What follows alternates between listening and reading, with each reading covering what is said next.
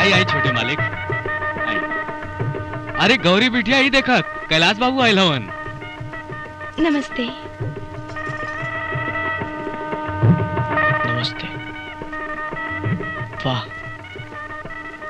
बाबूजी के शायद तोहार खूबसूरती के बारे में मालूम रहा, यही से तोहार खूबसूरती में चार चांद लगावे खातिर ई हार भेजले बड़ा।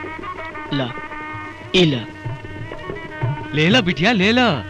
ई जेवर ना, जेवर के रूप में सेठ जी अपन आशीर्वाद भेजले हवन बिटिया।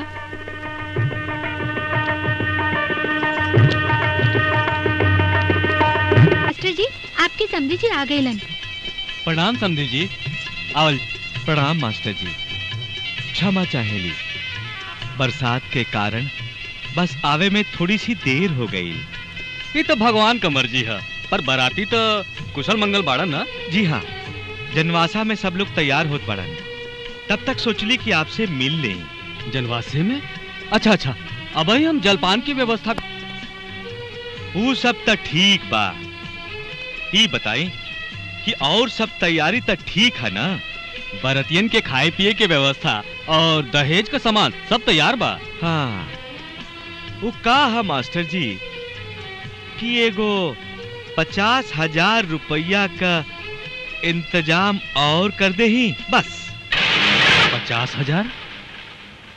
50,000? आप तो जानते हैं कि आपके होए वाला दामाद वकालत पढ़ा था, परीक्षा के खातिर दिल्ली जाए के हव। अब खर्चा वर्चा तो लगबे करी ना। वो तो ठीक है समधी जी, बाकी अपने औकात से ज्यादा हम पहले ही कर्जा ले चुकल हैं। इतना बड़ा गांव है तो के 50,000 रुपया के इंतजाम करे में कितना देर लागी?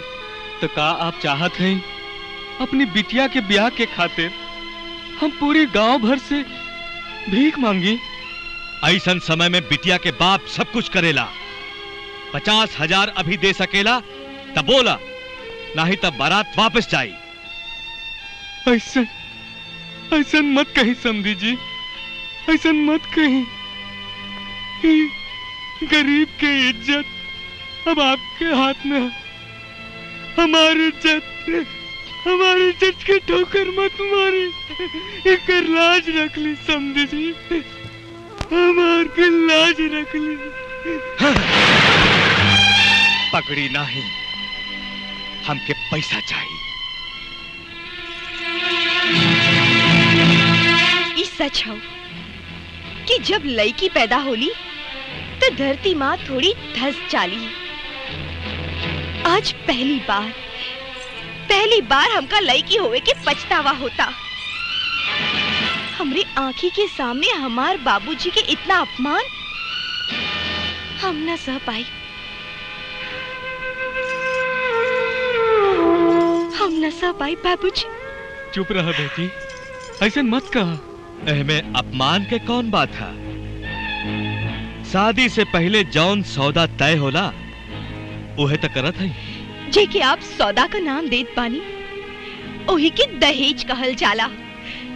शायद ई बात आपके ना मालूम है।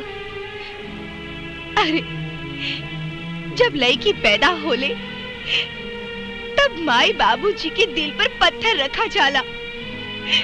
वो दोनों आपन पेट काट काट के एक एक चीज, एक एक रुपया पैसा जुटावत बूढ़ा हो जाला। और फिर ब्याह में वो सब सामान देवेलन। जब बेटी ससुराल जाले, ओकर अर्थी उठे से लेकर ओकर अंतिम संस्कार तक जोन रुपया खर्चा होला, ओही के दहेज कहल जाला। मास्टर, तुम्हारी बिटिया तो बहुत बदतमीज बिया। और बात बढ़वले में कोनो फायदा नहीं के। आप ब्याह कराई, कल बैंक खुल जाए तो आपके पैसा मिल जाए। तब ब्याहो काले होई। चलो भैया लोग। काल ना, आज ही हमार फैसला सुन ला। तोहरे जैसे कायर और लोभी के घरे की बहू हम कबो न बनब।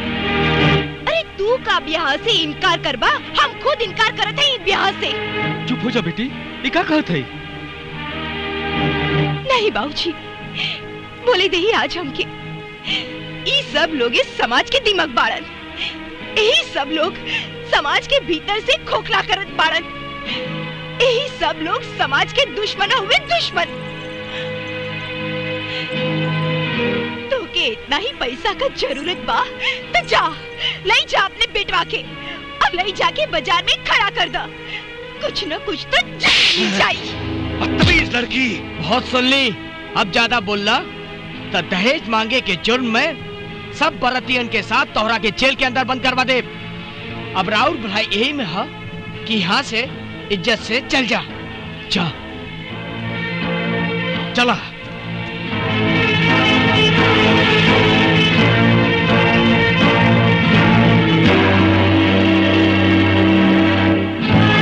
हे भगवान, अब का हुई?